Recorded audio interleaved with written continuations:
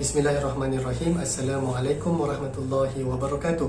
As you can see just now, the several complaints done by students depicting the nature of consultation that they had with their lecturers, and this indicate that the consultation that they have experienced is something that they perceive as unsafe. So in this video, inshallah, I would like to share with you 3 tips on how to make consultation as a safe environment for students to express.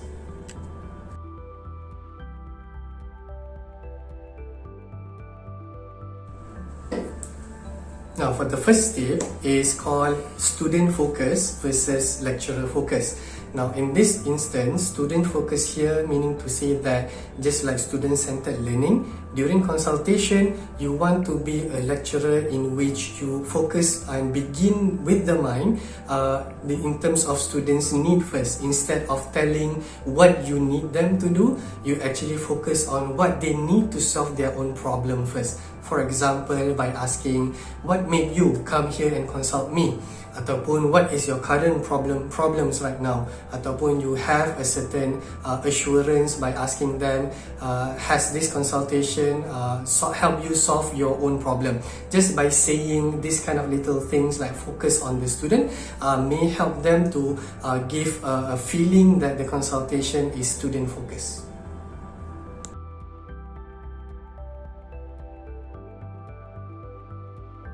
Now, for the second tip is basically focus on the problem rather than focus on the person. What it means is that when talking about the student's problem, instead of focusing on the person, okay, like for example, you ask or you mention that, oh, this is your fault, oh, you are being careless, oh, you are a careless person.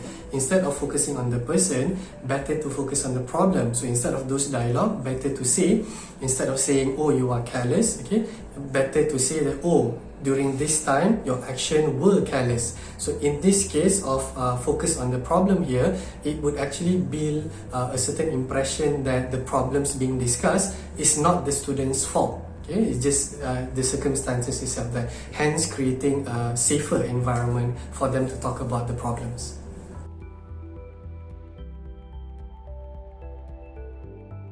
And the third tip to create a safe environment for consultation is give assurance of confidentiality.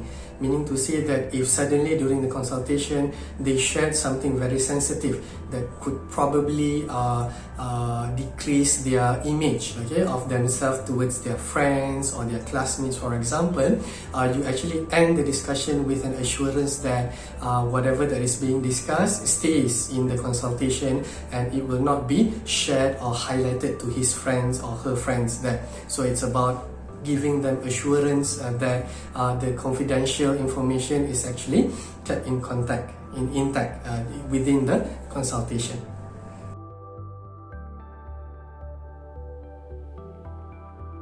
To recap, the first tip would be focus on the student instead of the lecturer, focus on the problem instead of the person, and give assurance to any confidential information that was being discussed.